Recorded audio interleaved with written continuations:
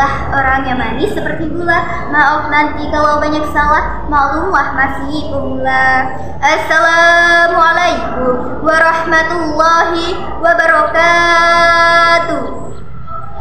Alhamdu wa syukurillah, hamda bila ghaya wa syukran bila nihaya. Allahumma sholli ala sayyidina Muhammad wa ala alihi wa sahbihi ajma'in, amma ba'du. Yang terhormat Dewan Juri Lomba Dai Da'iyah tahun 2022 beserta teman-teman seperjuangan yang saya cintai dan saya hormati. Pertama-tama marilah kita ucapkan puji dan syukur atas kehadirat Allah yang Maha Kuasa sehingga kita semua dapat berkumpul di perlombaan Dai Da'iyah ini secara virtual. Selanjutnya, salawat serta salam kita sanjungkan kepada Nabi besar kita, Nabi Muhammad SAW. Karena beliaulah yang telah menuntun kita dari zaman gelap gulita, zaman jahiliyah menuju zaman yang penuh dengan cahaya iman dan Islam di dunia dan di akhirat. Alhamdulillah. Pada kesempatan kali ini, saya Angel Laura Feniza, asal MTS 1 Lampung Utara, akan menyampaikan sedikit tausiah yang bertema pentingnya Al-Quran sebagai pedoman hidup umat Islam. Kira-kira teman-teman semua sudah pada tahu belum apa itu Al-Quran? Ya, Al-Quran adalah kalam Allah yang diturunkan kepada Nabi Muhammad SAW sebagai mukjizatnya. Dan barang siapa yang membacanya bernilai ibadah. Teman-teman, sudah pada paham belum? Ya, kita lanjutkan. Hadirin yang dirahmati oleh Allah, sebelum Al-Quran diturunkan, masyarakat Arab hidup dalam kegelapan. Mereka juga disebut masyarakat jahiliyah karena tidak dapat memilih petunjuk dengan benar. Sedangkan setelah Al-Quran diturunkan sebagai pedoman hidup umat Islam agar selamat di dunia dan di akhirat. Al-Quran adalah pedoman hidup umat Islam seperti yang telah dijelaskan dalam Al-Quran. A'udzu billahi minasyaitonir rajim. Bismillahirrahmanirrahim. Dzalikal kitabu la raiba fihi hudal lil muttaqin.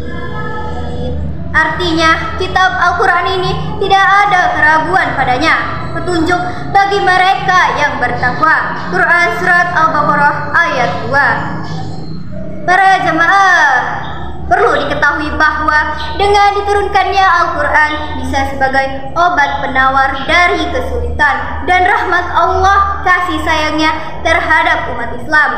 Adapun beberapa contoh penyakit hati antara lain ria, dendam, iri hati, dengki, dan sebagainya merupakan penyakit yang bisa dibasmi oleh Al-Quran. Seperti yang telah dijelaskan oleh firman Allah di dalam Al-Quran. Bismillahirrahmanirrahim. Wa nunazzilu minal Qur'an ma huwa shifaa'un wa rahmatul lil mu'minin wala yazidus zalimina illa khasara, yang artinya, dan kami turunkan Al-Quran sesuatu yang menjadi petunjuk dan rahmat Allah kasih sayangnya terhadap orang yang beriman. Sedangkan bagi orang yang zalim, Al-Quran itu hanyalah akan menambah kerugian. Quran Surat Al-Isra ayat 82. Para jemaah, sudah jelas bukan bahwa Al-Quran adalah pedoman hidup umat Islam? Hadirin yang berbahagia, sudah selayaknya dan sudah sepantasnya kita mempelajari Al-Quran. Dan Al-Quran kita jadikan pedoman hidup pertama pada anak-anak kita sebelum mereka mengenal ilmu-ilmu yang lain. Karena merekalah yang akan menggantikan kita di generasi yang akan datang. Seperti yang telah dijelaskan di dalam hadis berikut. Sesungguhnya orang yang paling utama di antara kalian adalah orang yang belajar Al-Quran dan mengajarkannya. HR Bukhari. Para pemuda, di era COVID-19 ini, gunakanlah waktu kalian sebaik mungkin, terutama untuk membaca Al-Quran dan menghafalkannya. Mau sampai kapan pikiran kalian dibelenggu? Mau sampai kapan? Mau sampai mati? Ya tidak mungkinlah. Maka mulai detik dan menit ini, gunakanlah waktu kalian sebaik mungkin.